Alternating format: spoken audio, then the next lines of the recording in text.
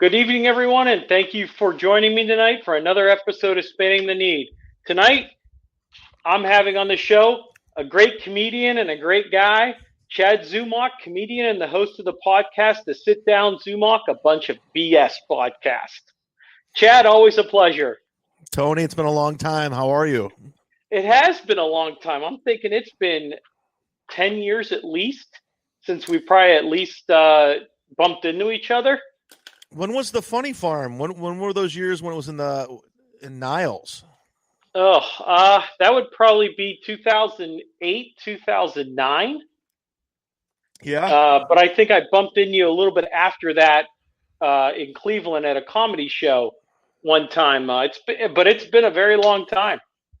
Yeah. No, it's good to see you. I mean, I see you online. You're doing stuff, and you got your podcast going. So I'm happy. I'm happy for you, man. I will never be as the best podcaster like you. Far from it. I'm halfway retired. I'm in Florida. Okay, I got 1 foot into. I'm done with this. What do you mean? Well, we'll get to that. We'll get to that in a little bit. Chad, why don't you? Some of the listeners may not know who you are, so talk a little bit about yourself, how you got into the comedy business, and kind of all the way up to where you are now. Thank you, Tony. Well, I'm a failure. No. No, I'm a former Kent State graduate. I went to college for 7 years. I'm a general studies major, 2.4 GPA. So kids, you can do whatever you want if you put your mind to it. And I said, I'm going to be a comedian. Whee! And then I took this dumb journey, and now I'm 17 years in. I've been, just grinding it out on the road. I've had some ups and downs, some success, some heartbreak. It's just been a weird journey, and this craft of stand-up comedy has been my vehicle that takes me everywhere, whether it's a writing job, a radio gig, or a commercial, a movie. It's always taken me somewhere, so I just continue the path. Now I'm living in Florida because I don't know if you know this, Tony, but there's a global pandemic, and it's called COVID-19, which is a bad name for a disease. It's very dumb. Sounds like a breakfast cereal from Kellogg's, but it's the only disease that makes you fat and turns you into an alcoholic. That's a fact. Well, in a short play, I think a lot of people may have gained remember, it's like the freshman 15. Now It's probably like the COVID-19 or COVID-20. I am 20 pounds overweight exactly from this. So thank you COVID-19. Well, I don't think you're 20 pounds over. No, I weigh. I know my weight. I'm just telling you the facts. And plus, I'm in my 40s now, so the metabolism. I used to bounce back. I go to the gym, play some basketball, ride the bike. It's not like that anymore. It's over. So you gain it. Well, I'm 40, and my wife yells at me. My wife yells at me because I can eat like a M&M Blizzard, like a large, and lose weight. Yeah, I eat M&M Blizzard. I gain 80 pounds. Only 80? That's it. Yeah. What can we say? Medium. Oh, medium size. Mm-hmm. Well, and let's talk about kind of your going through your career and kind of you come from Kent State, which has really. I'll put my mask on so you don't catch anything. I would hope not, since I'm in Ohio. And I'm in Florida. Yeah, everything is open for business, baby. How is that going down there? Is it awesome? Really people wearing masks, stuff like that? Yeah, they're still wearing masks, but I left. I was actually, full disclosure, I was out with a lady, and I looked at the time. It said 6:30. I'm like, oh, I got to do a podcast at 7. So I closed out the tab real quick. I left her where I was to come here to do this, but the restaurant bar was full capacity. But social distance, mask, all that, whatever. Well, in Ohio, we're still at that phase of social distancing, capacity, and stuff like that, where no one really wants to get out of their house. They all like deliveries. It's every state's different, and I don't know. Listen, I don't know where your audience sways. I'm not a political guy. I never have been. I've been paying attention, but I do believe this has been politically driven, my opinion. Sorry, I'm a comic. I'm supposed to have opinions. Oh, yeah. At least you're wearing the right hat. Yes.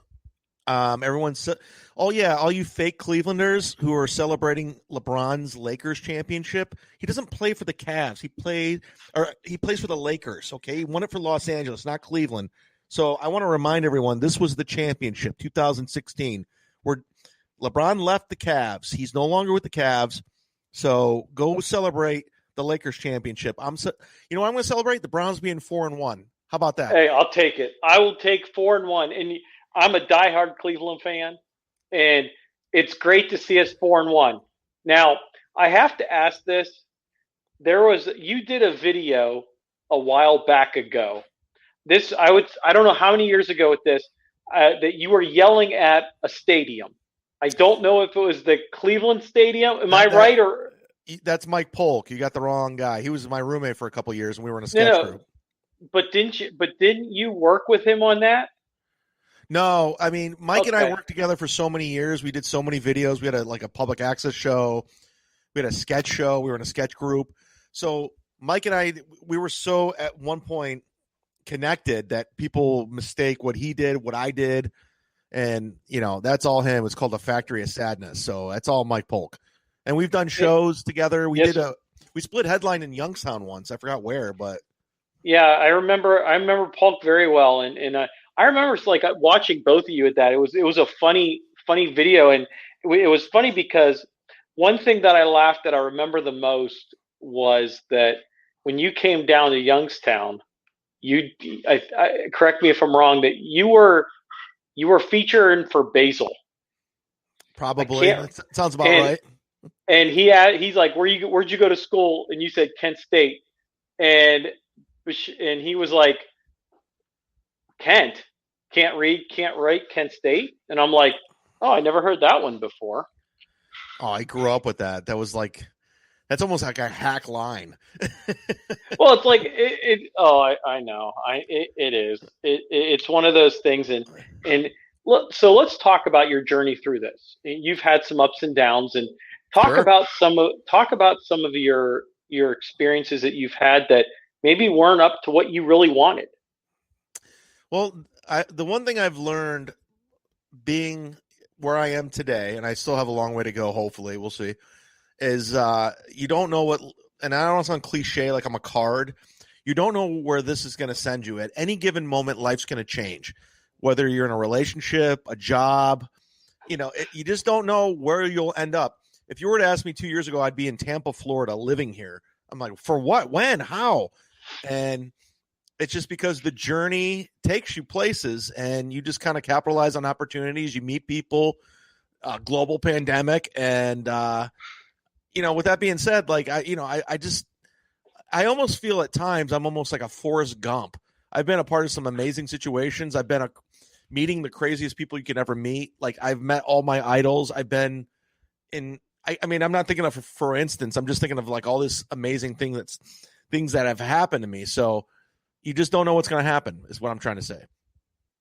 Well, and you started up in Northeast Ohio, and you've bounced a bunch of different good places. Like you said, Kent State had a variety of comedians come out of there that people may not realize. I hang my hat on that, and I got a name drop because I lived in Los Angeles I started in LA. I started stand-up. I started comedy in Cleveland and Kent, but I moved to LA because I moved there for a girl, my ex-girlfriend, Sarah, and we broke up 2 weeks into me living there. And I'm like, what am I going to do? So I used to go to the comedy club and sit in the back, and I would just drink and drown my sorrows. It was like 2004, 2005. At the time, Dane Cook was very popular. And the general manager, Rita, who's still there, she's from Cleveland, so she felt bad for me. So she used to pick up my tabs every night, and give me food. So I'd watch these comedians go to the stage and kill, Jim Gaffigan, Dane Cook. I mean, I saw them all, Daniel Tosh, and I go, I want to do that. So I went to an open mic the next day at the Ha Ha Cafe, threw down $5, did 5 minutes of stage time, bombed. And I said, I love that. I want to do it again. I just did it every single day after that. And I moved back home. And from there, I just became I had to get on stage. I was like one of those guys. I was optimistic. I wanted to drive, and I wanted to make this happen. And then 17 years later, I'm like, this is stupid. What am I doing? And you're still doing it. Get a job. Grow up. It's well, done. you are the growing up. Dead. No. I know, but I'm just saying in the sense of, let's get some responsibilities. I mean, you're married. Come on, Chad. Let's get a mortgage going here. My friends at my age, they have mortgages. They're thinking about like what they should do for, their kids' future. I'm thinking about what I would do if I was on The Walking Dead. That's what I do during the day. I'm like, of course I'm going to buy a crossbow, a motorcycle, and I'll go to the mountains and I'll figure it out. That's what I think about every day. Yeah, they got the best. You can learn if there is an apocalypse. You learn it all from The Walking Dead. That's all. This whole crisis, I've learned everything from The Walking Dead. In fact, anybody I see with COVID, I just jam them in the head with a spike because that's how you take care of it. It's a global virus. I don't know if your listeners are prepared for me. I don't know if I'm your cup of tea. I don't know if I'm your quality guest. I think don't you have like senators and mayors on here? Yeah, so I got to throw them a bone every once in a while. Hey, you know what? It's funny because I've talked to a variety of guests and we're always having a good time no matter what we're doing or no matter who's on. It could be the person donating their time in the area, or it's people just like you that are good at what they do and have a story to tell. And I know what you're probably going to say, but you do have a story to tell, and I want people to understand that what you do have ups and downs, but at the same time, at the end of the day, you enjoy what you want to do. Yeah, I've been very blessed and fortunate enough to not really have a job and to be creative and have fun and somehow manage to make a living out of it. So yes, there's pitfalls and there's upsides, but I don't know. I never took myself too seriously. I think in this business, if you really even if I was at my peak or I had my height, I realized right around the corner there's gonna be a downfall. I'm saying I never got too high, never got too low, if that makes sense. Like when I did, yeah, it does. I did my first TV appearance on Access Live, Gotham Live, and it was hosted by Norm Macdonald, who's an idol of mine. And Bill Burr just hosted Saturday Night Live over the weekend, and I saw that, which was amazing. And I know Bill. I mean, we're not very good friends, but we know each other. And I was thinking to myself, and Bill's a fantastic comedian. If he's not in your top 5, he's definitely in your top 10. He's that good of a comic. And I saw him come through the Saturday Night Live doors, and I go, that's so iconic. And I know what's going through his mind in a sense of as a comic, because when I did get Gotham Live, which was live TV, and Norm was the host, the whole time you're like thinking, like, what the hell is happening right now? This is surreal. It's almost like an out of body experience. And I prepared for that set, and the whole time I was on stage, like when it was over, I go, what just happened? I don't even know what happened. So I can only imagine Bill, who's been, he headlined Madison Square Garden. He's done a million things. He's not even the same ballpark as me, but he probably said, like, what? I just hosted Saturday Night Live, the same doors Eddie Murphy came out of, Carlin, like you can think of all the greats. So, what was my point? I don't remember. I'm just rambling at this point. No, but I think it understands that there's a lot that goes into being a comedian. And it's not that you just get up on stage and just come up with material. You got to practice it. Tons of rejection. It's honestly, you got to be mentally tough. It's a journey for sure. Some people luck out and they get stuff early, but for the most part, like a guy like Bill Burr was a road warrior. Like he was out there grinding, staying in the comedy condos, featuring for people, driving 50 miles for $50, he did it all, colleges, campuses, and now he's hosting Saturday Night Live. So he is the true success story of what we do. And, I've had little things, little nuggets, I'm never hosted Saturday Night Live, but I had the TV stuff. I got to be in a Netflix film, but nowhere close to, he's in The Mandalorian on Disney. Come on. That's all you need to know. He's in Star Wars. Wars and Saturday Night Live. You have a little recognition. The sweater vest army. That was a thing at one point. Yes. Talk a little bit about that. People, you can probably resemble a couple people. Well, through my journey, if you will. We kind of pick up things and we lose them. And at one point, I wore a sweater vest every time on stage for about 8 years and became a thing. And why I wore the sweater vest, because I'm just some average looking white dude. But when I put a sweater vest on and I do well, I'd hear people after shows going, that kid in the sweater vest was hilarious. So I was like, that's my distinguished feature because I don't have anything else going on. And I kept wearing it and it became a thing. But if for anybody from Northeast Ohio, and if you're an old school sports guy or Youngstown, realize the original sweater vest guy was Jim Tressel, like the Ohio, I think he's still in Youngstown, right? Doesn't he? He's the president of Youngstown State University. So I was wearing, so for years people were like, oh, you're just trying to copy Jim Tressel. I was like, no, this is my own thing. So one of my favorite things, and you can listen to it on my second album, which is called Adventures in Argyle. The last track, it was from my old radio show on WMMS. We interviewed Jim Tressel, and I have the track. It's time-stamped. And I go, Jim, Mr. Tressel, who is the originator of the sweater vest, me or you? And he said, me. I have it. It's from his mouth. It's recorded forever. He said that in 2011, so I came up with it. So everyone that says I'm a hack, I'm the guy who came from Jim Tressel's mouth. So screw you. There you go. And I think, and it's funny because he really, you guys, both of you, and I know that because I've seen you work and booked you on a lot of different stuff, is you both wore the sweater vest pretty well. First of all, thank you for booking me when I was a young comic. I do appreciate that, Tony. Well, you were better than what you thought. Well, thank you. I still think I'm terrible, but thank you. No, but going back to what we were saying, what's interesting is like when Jim left Ohio State, however you want to, he just got rid of the sweater vest. When I left WMMS, I did the exact same thing. We wanted to move on and do something different. It was almost like that sweater vest. I know he started at Youngstown State, but he went to Ohio State, became bigger than what it was. And he wanted a new journey. He wanted to do a new path. And when I got fired from MMS, that became a part of MMS in Cleveland so much, like Chad sweater vest. I do events and people would show up in sweater vests. It was crazy. Like we did a bar crawl. Everyone was wearing sweater vests. It was like, so I had to get rid of it and move on. I had to rediscover myself and try something different. So me and Mr. Tressel can relate to moving on. And there's nothing wrong with that. And it's funny because you mentioned 2011, and it's funny because you were actually mentioned by Cleveland Magazine as the most eligible single in 2011. I could see that one. I will tell you something about Tony Spano. This guy knows how to read a Wikipedia. This guy knows his shit.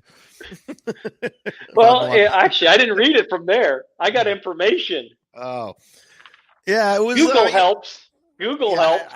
I don't know. It was one of those things. I was on the Cleveland radio, and those local zines and magazines tend to like gravitate towards like people on the radio or TV, and it is what it was. Interesting enough, that was like the year, like you think you're like in some magazine, some big deal. That was like the worst year of my life of meeting girls. When I was the most eligible single. Everything after that was fine, and before that was great. But that one year was just like, what's up? What's going on, ladies? I'm eligible. And nothing. Well, so let's go back to, and I think you were gonna mention some names, but then you got sidetracked. Is who are some of the good comedians that came out of Kent State? I put it in my bio, and here's another name drop. Arsenio Hall. We all know Arsenio Hall. I got a chance to hang out with him backstage at the Comedy Store for a long time. And we just talked about Kent State and comics. And he told me some amazing stories. And, he gave me his phone number, which was crazy. And we started talking about the comic scene alumni out of this small mid-American conference town, this small MAC school that produced the likes. And here's some of the names, some of the marquee names. Steve Harvey, Family Feud, Comedians of Comedy, Arsenio Hall. Michael Keaton was originally a comedian. Batman. He was originally a comedian. Drew Carey. How did I forget that one?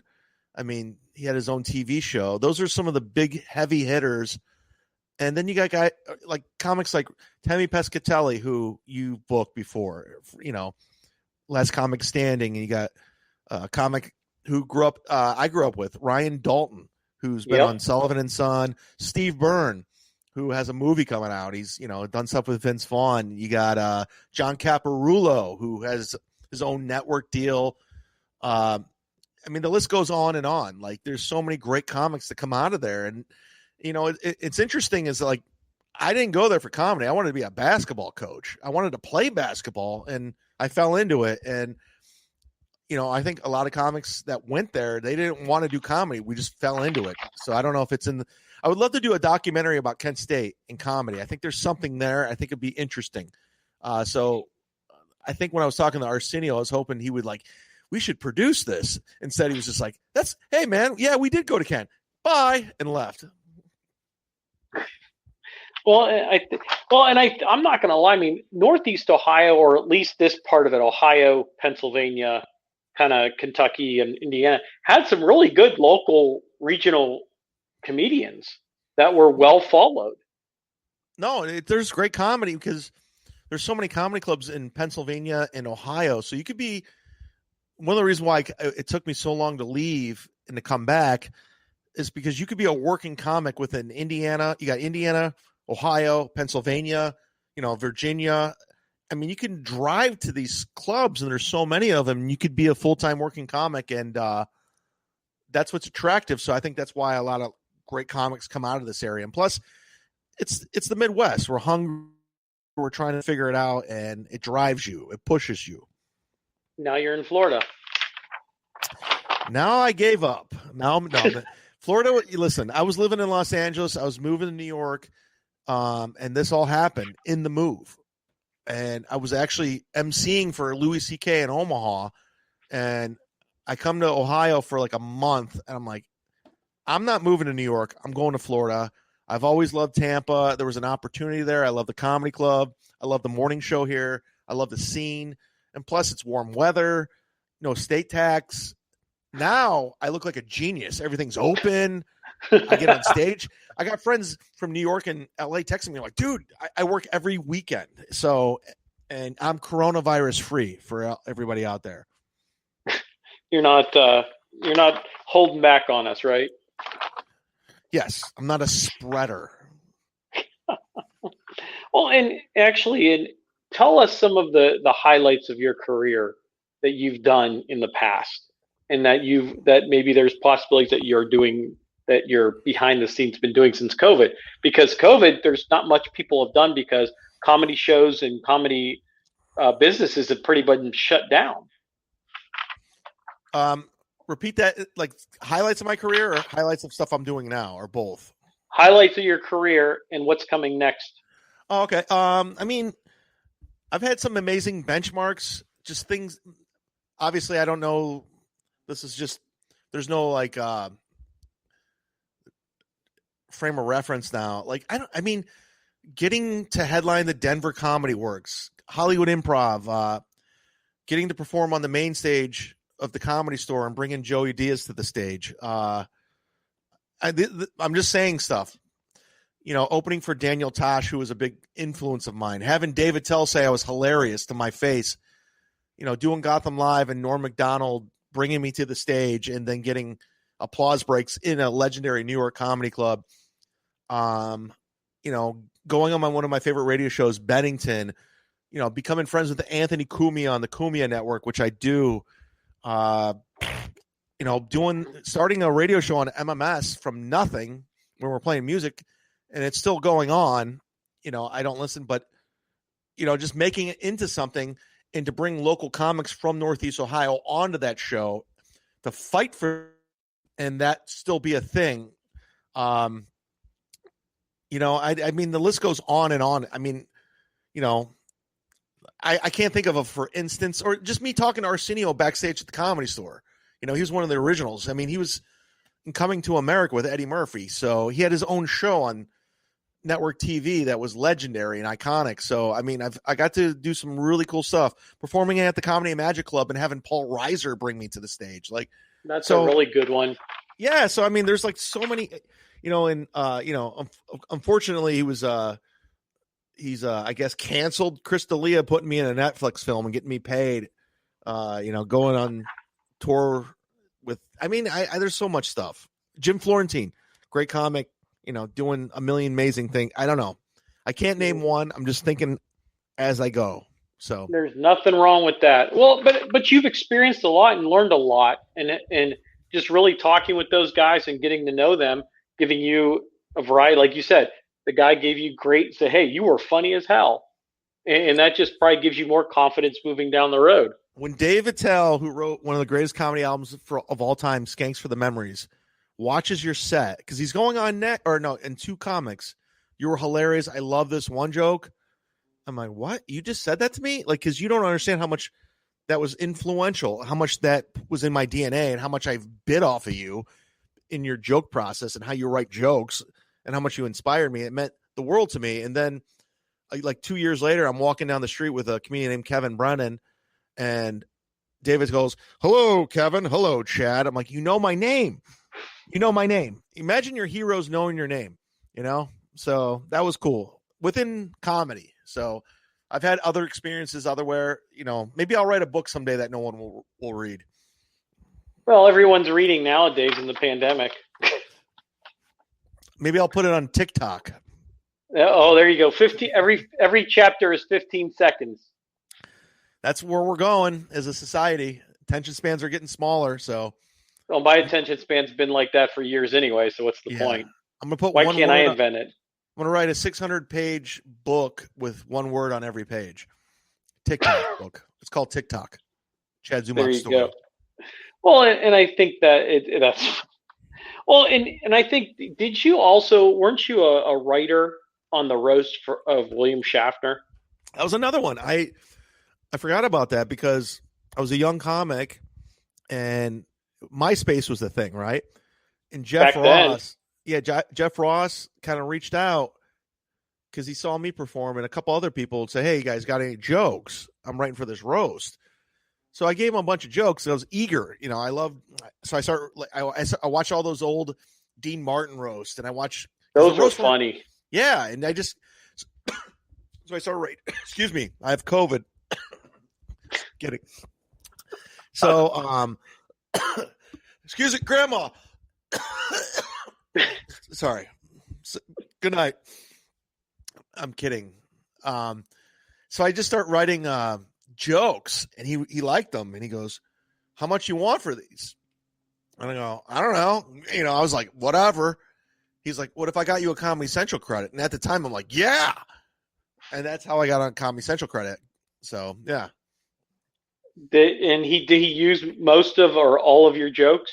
He used like 4 of them, but it was cool. Like, I was like, it was my first writing credit. I'm like, wow, I wrote for Comedy Central. It wasn't the ideal way of getting things done, but since Jeff executive produces those, he used it and it was cool. And, forever grateful. It's a credit. I'm on the DVD box. If you go buy the roast of William Shatner on your DVD, Youngstown, if you have DVD players, I'm on the box. Well, I wonder why he's now on there every time, because he's an executive producer. He's one. Well, we'll see if that goes on. If you do a Google search, we'll see what happens. I don't know. Well, 2020. Yeah. Well, let me ask you this. Since everything has been, what have you been doing since the pandemic? Because comedy shows and businesses are closed. Like, what have comedians been doing behind the scenes? I mean, we know there's no shows. Well, maybe they're starting to pick up now because a lot of businesses are reopening, but they weren't doing much in March, April, May, and June. Well, I've had it's weird. Like I feel like I'm the happiest person in a pandemic. I know a lot of people are struggling. A lot of people are going through tough times and dealing with stuff, and I've been through but for some reason, everything's kind of worked out for me in this pandemic. And I'm not trying to in your face, because listen, I've had some tough times, but for some reason, everything's just kind of worked out with my move to Florida, where I've gotten writing gigs. I got a writing gig I can't talk about, but it's a huge moneymaker, a lump sum of money for this virtual thing that I'm doing. And I mean, I just lucked out. It just kind of fell into my lap because a comedian friend of mine, Godfrey, helped me out.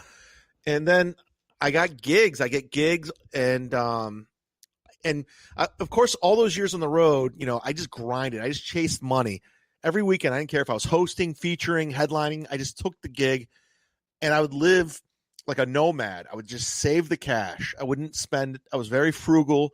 I knew where to eat. I knew all this, everything. I just knew how to like navigate.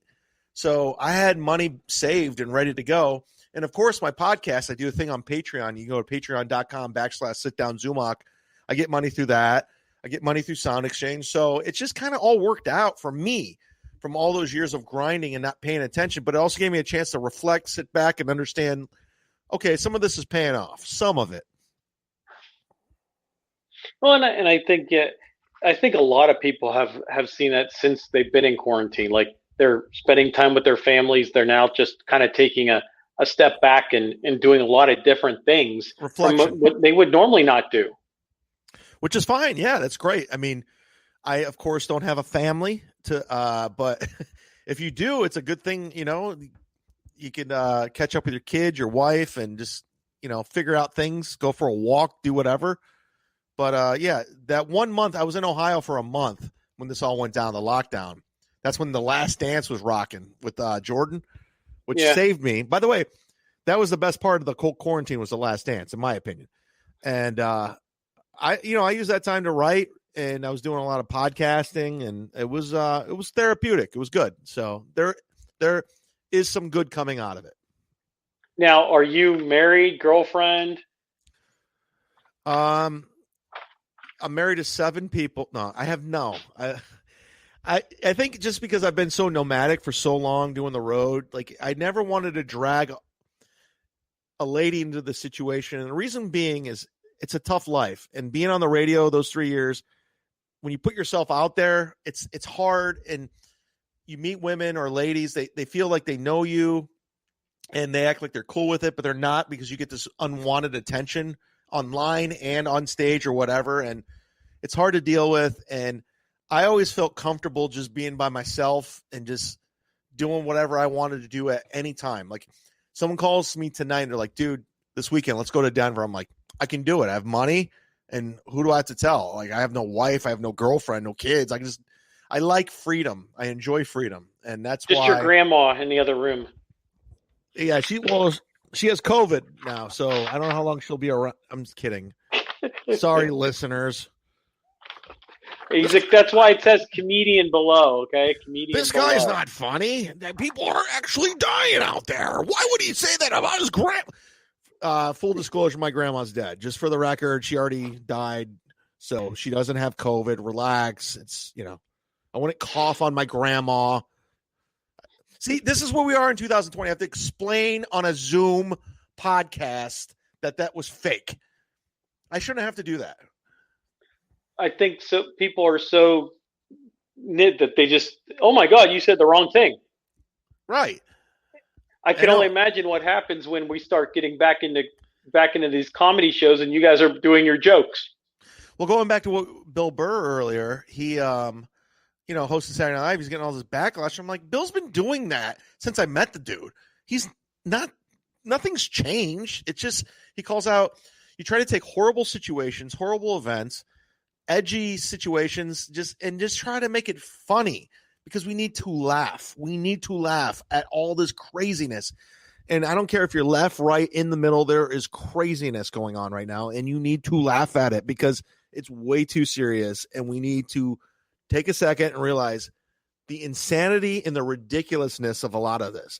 If you have common sense and if you can see through nonsense, there's a lot of it going on. So that's what I do. I take those weird situations that people might get offended, and I try to make it funny.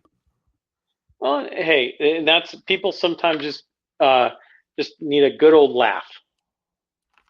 You know what I mean? I mean, you worked in a comedy club for years. You get it. Well, and I booked enough comedians to know who was funny and who wasn't, and then at the same time knowing what jokes that They're jokes. That's why you come to a comedy club. Jokes. We're not trying to hurt people. We're out there trying to we want you to forget, laugh, and say that was fun when you leave. That's it. Isn't that what you're supposed to do when you come to a comedy club?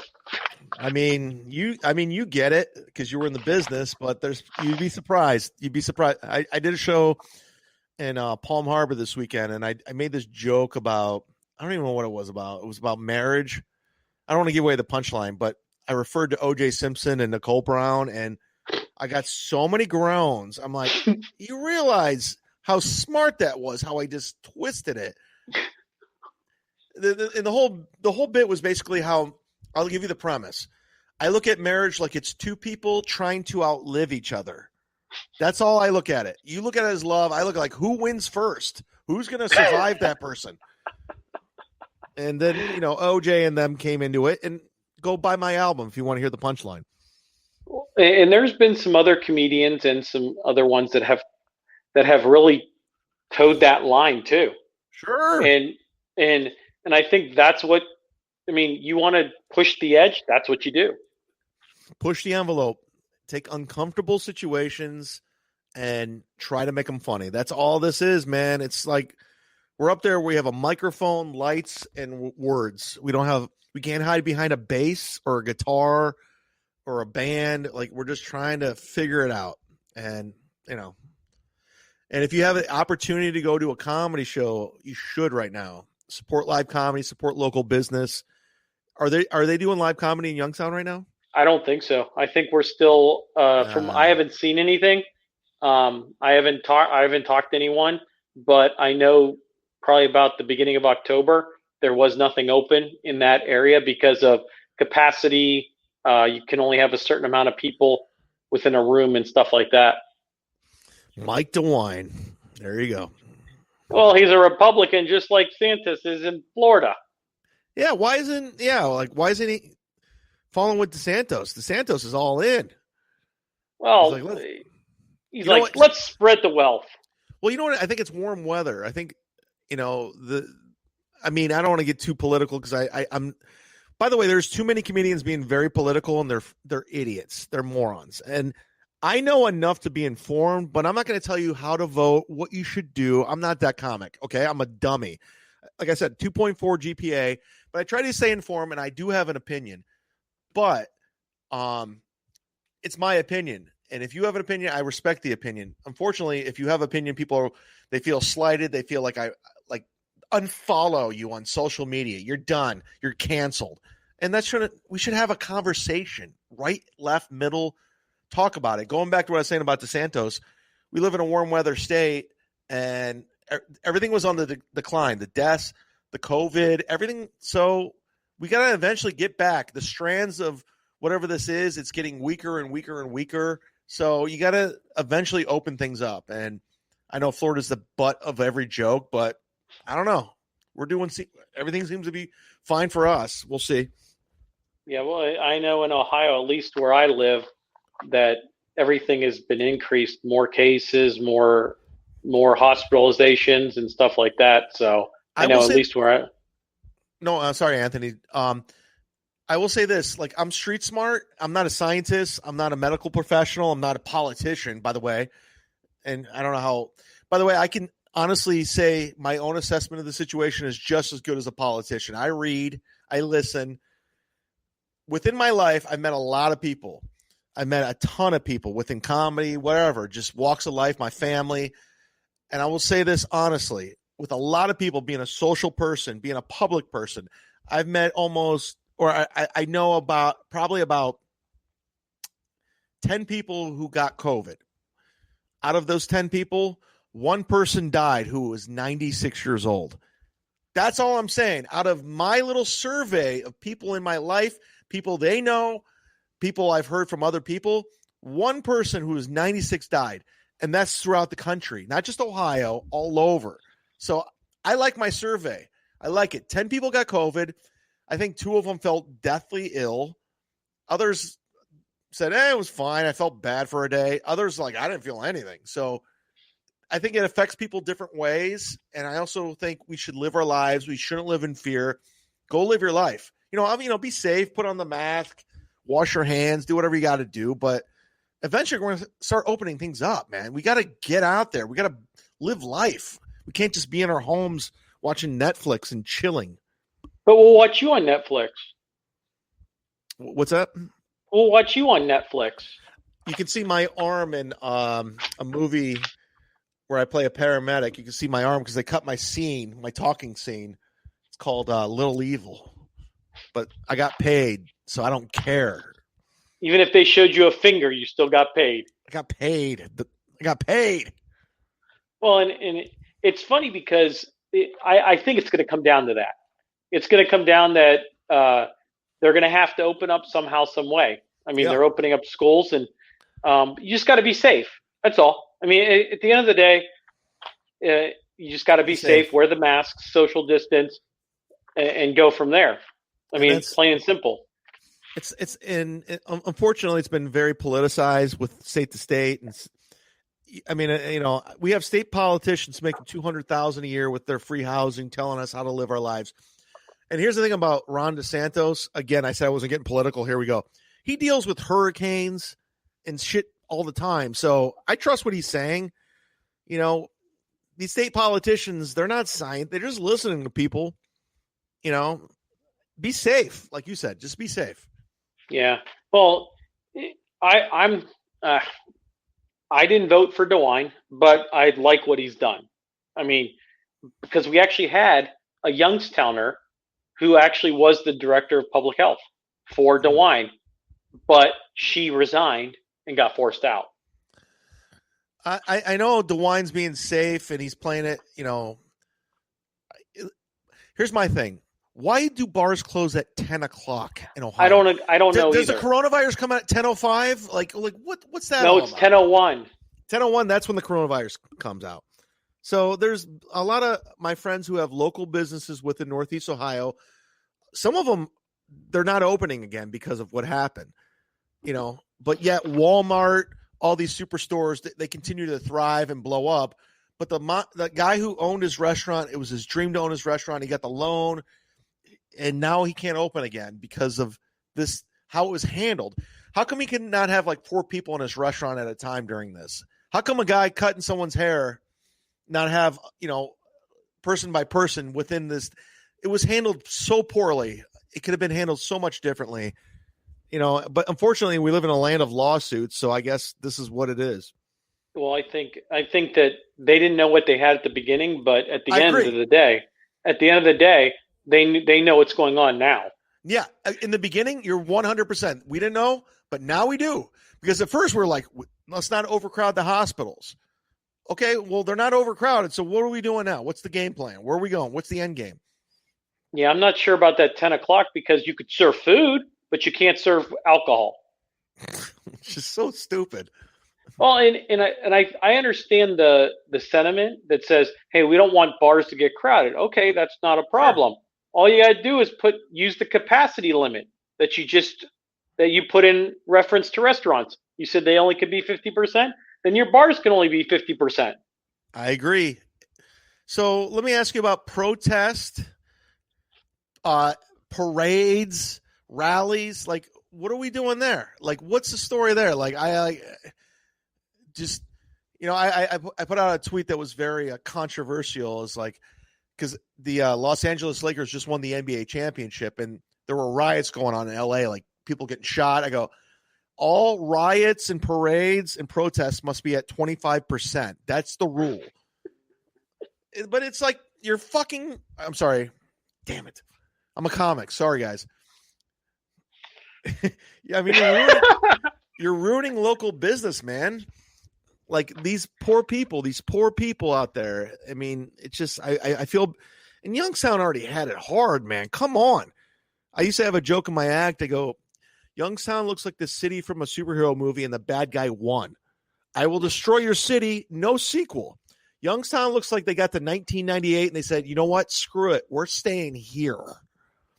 You're in a hot town when VCR repairman's still a relevant job. Those were my jokes about Youngstown. And this was 10 years ago. So what's going on in Youngstown now? And I love you, Youngstown. I love Youngstown. I love Northeast Ohio. I love the song Youngstown by Bruce Springsteen. I don't want you guys to go out of business. Well, when in the last 5 years, 5 to 7 years, downtown Youngstown has started to be a college town. Good. It has started to really come back. Businesses, restaurants downtown. Good. It was always the notion that, well, why, like, the people that were in their young professionals, a little bit older, that went downtown 10 years before that said, why should I go downtown? There's nothing there. But didn't realize that, well, look at, now they're going downtown. They're going to the Cavelli Center for these big shows, Carrie Underwood, Journey, all these types of sold out shows. And it's now bringing people. And it's funny because people will say, well, I don't want to go down to downtown. Oh, that's crime. But then my comeback is if you really look at the crime stats, downtown Youngstown is the safest place in the city of Youngstown per stat. Right. Last time I was in Youngstown, I'm not joking. It was I saw Guns N' Roses. What's the venue you got? The venue, the indoor venue? Cavelli Center. Well, which would have been I think it was the Chevy Center. Cavelli Chevy. And it was before Slash and Duff reunited with Guns N' Roses. That was the last time I was in Youngstown. Wow, that's really pushing it. Yeah. Well, it's now becoming more of a college town, a great young professional. Now with COVID, I think it really puts a damper in the downtown now. Sad, man. It's really sad. I mean, I wish these politicians would really focus on local business instead of Walmart. And I understand there's lawsuits and all that, but there's a way, like, I get my place before this all happened. I get my haircut at this place in Tampa. You're allowed one person in the store, like, at a time. So you schedule appointments. You could have did that the whole time and wear a mask, wear gloves or whatever. And you could have did that with restaurants, had like 4 people within. Just, I don't know. There's other ways to do things, but I'm splitting hairs. Well, I think you talk to a lot of these politicians. I've talked to them on my podcast and off record, and they're on the same that, hey, we would do things differently. They'd be doing things differently. They'd be looking at things with an open mind because, I mean, you didn't know in the beginning that, hey, we're shutting down because we don't know where this is going. Now there should be a little bit more education that's out there. But like you said, I'm not a politician. I'm not a infectious disease guy. I just listen to Fauci. But I don't listen to him at all, for the record. I think that guy's a political puppet. That's just my opinion. I think, just judging from doctors and people I know, I really do believe the strand of what if this thing is, it affects people differently, and it's been weaker and weaker and weaker as things go. There's going to be herd immunity at one point, but I think you just got to get out and live your lives. I mean, there's been so many viruses throughout. What was the one on Obama's clock? H1N1. H1N1. So there's other, this one might have been like, you got to live your life and move on. And I don't know. Well, COVID's a little bit more, they say is more than H1N1. I think at the end of the day, we're going to have to get through this together somehow, some way. And we just need to figure out how that's going to be. Yeah. And whatever happens November 3rd, I hope we can move forward. I agree, because I'm sick of the political commercials. Everything. I mean, it's just all nonsense. I never was political ever, but I had to learn because I was forced.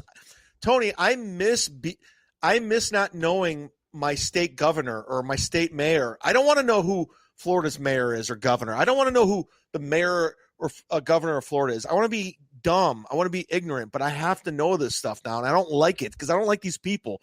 I think politicians are corrupt. They all borrow money. They're all paying their friends favors. I think it's all nonsense. And you guys aren't cool. Politics isn't cool. None of it's cool. Not anymore. It's not cool. So why are we always talking about it? You know what was cool back in the day? Van Halen. Shout out Eddie Van Halen. That was cool. Who just passed away. Iconic Eddie Van Halen. I want to go back to what's cool, and politics isn't cool, whether you're right, left. And if you're passionate about Trump, if you're passionate about Biden, they don't care. They don't care. They don't give a shit. They don't care. Exactly. Well, you know who was cool? Remember, there was a video on TikTok. The guy was playing Fleetwood Mac, the song, with the grape juice. Yeah. Talk about a guy that just looks smooth, just going on his skateboard. Yeah. And Fleetwood Mac's cool. Stevie Nicks is cool. Lindsey Buckingham's cool. Mick Fleetwood's cool. Journey's cool. Steve Perry's cool. The Filipino singer that replaced him on YouTube is cool. That guy was good. Sounded almost just like him. They're all cool. Yes, they are. But let's talk about your podcast now. You got the Sit Down Zumock, a Bunch of B.S. podcast. Talk about how that got started. I got fired from radio at WMMS, and I was lost. I was in a legal situation because of a DUI charge. I didn't know where I was going, and podcasting was a thing. It wasn't as big as it was now, as it is now, and I just started it up, and it became a thing, and I continue to do it. I've been inconsistent, but the last 2 years I've been persistent, and it's paid off because I've gotten amazing guests, really great big names for old school audiences. Like I got Starsky and Hutch, Paul Michael Glazer, David Soul. I got Eric Roberts. And when publicists and managers start reaching out to me, I go, okay, I'm doing something. And all it was is me being consistent and persistent. That's all it was, because I'm an idiot. I think after this whole thing, you realize I'm dumb, but I stayed consistent. I stayed persistent, and now it's somewhat of a thing. It's nowhere near like Joe Rogan by any means, but it's a thing. That's massive. Yours is massive too. It's not massive. It's nice. It's good. I could pay all my bills with it. That's all I'll say. I'm trying to help you here. I know. I'm a really bad promoter, so let me go back to why I'm not successful. Well, let me ask you this. One guest that was probably your best guest, who was it and why? Chuck D from Public Enemy. I mean, icon, rock and roll Hall of Famer, my idol. And I got to develop a relationship with him because he used to call on my old radio show on WMS. I reached out to his publicist, and we developed a relationship, and he's so smart about music, the landscape, and he knows so much about Cleveland because he has a lot of like a lot of connections here. In fact, one of the guys in his band's from Cleveland, so he knew what WMS was all about. So we just developed, he gave me his phone number. I would text him. So when I started the podcast, I go, I need a name. Boom. Chuck D delivered, and I could not be any more happier or humbled. Well, and see and that shows that you were persistent and you did good at what you do. I was persistent at one point, and now I'm not. Okay, let's go through rapid questioning. One person you'd want on your podcast. Anthony Spano. That doesn't count. Oh. The Beastie Boys or the remaining Ad Rock, Mike D. Your mentor. My big brother in comedy, Jim Florentine. He's the one comic who's been established who really gave a shit about me and really went out of his way to help me. Best memory in your career.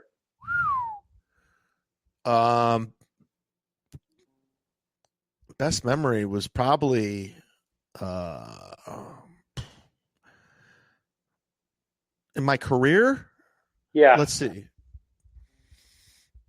Man, I don't know. I've had so many ups and downs and crazy. I think doing the main stage at the Comedy Store last year, because Bill Burr dropped. Let's tie a bow.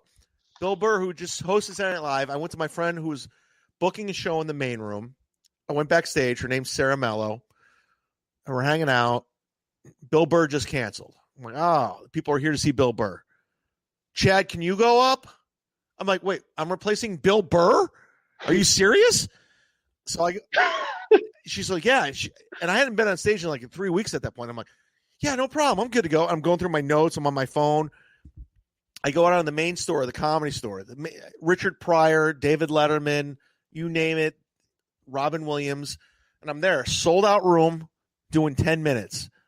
And I'm doing okay. I'm doing good. Not bad. definitely people are taking a piss break because Bill Burr's not there. And then I bring out Joey Diaz. That was probably the best memory in my comedy career. I got chills thinking about it because I can't believe I'm doing this. The whole time I'm like, what am I doing here? Why am I here right now? So, favorite comedy venue? ooh, I don't have a favorite, but I'll name my favorites. Denver Comedy Works, because they were the first to headline me. Shout out Wendy Curtis. Omaha Funny Bone. Shout out Colleen Quinn. Side Splitters right here in Tampa. And I'm not saying that. That's one of the reasons why I moved here. I love the venue so much. And I love the owner. The old Bossa Vita in Lakewood. Wow, that's way 117th, where we all wanted to get up at, but you felt like you did something. And shout out to the Pete at the Funny Stop in Cuyahoga Falls, where I've written pretty much every joke I've ever had being on that stage. Because the cool thing about the Funny Stop in Cuyahoga Falls is, like, I always knew I was going to get booked back, so I'd take chances and I'd come up with ideas that weren't even thought out. So that's how Side Splitters is for me down here. And I'll always be grateful to Pete at the Funny Stop if you live in Akron. Yeah, I haven't talked to Pete in a long time. Still got his cell phone number in my phone. I haven't talked to him in probably 8 or 9 years. I bet you can get him on the podcast. Probably could. Very first comedy show that you were booked on? Rathskeller, Kent State. It was my first time on stage. I was going through a weird Andy Kaufman phase, so I was very avant-garde and weirdo.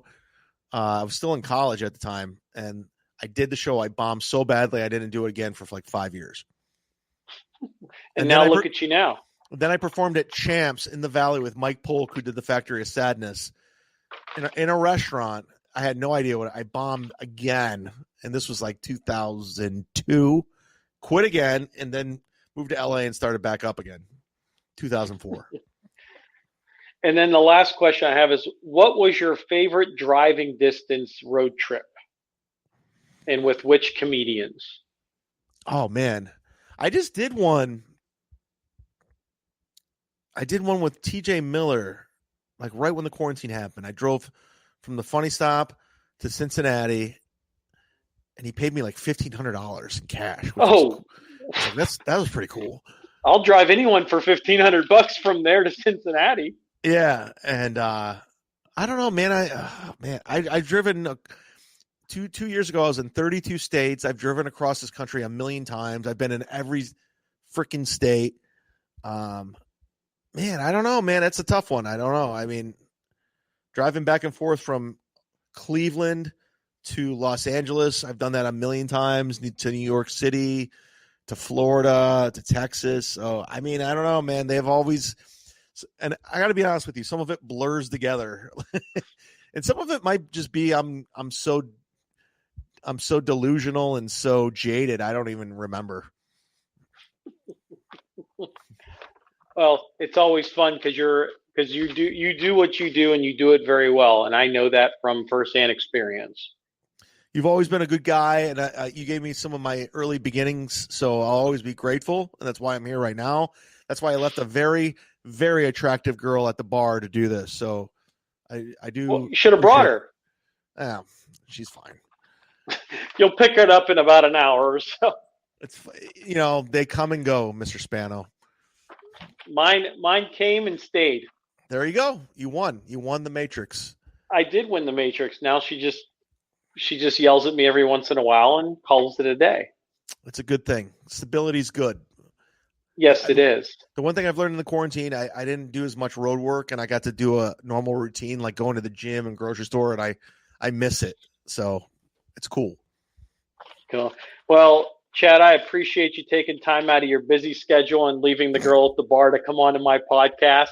I really do. Yeah, when you put it out, tag me and I'll retweet it for you. Real do it. Chad, it's always a pleasure. Thank you for taking time out of your busy schedule. You're always welcome back on here in the future. Thank you for everything, Tony. I appreciate it. Not a problem. Thank you, everyone, for joining us today. Check out other podcasts and interviews at anthonyvspano.com. Be blessed. Have a great day and have a good night. Thank you, everyone.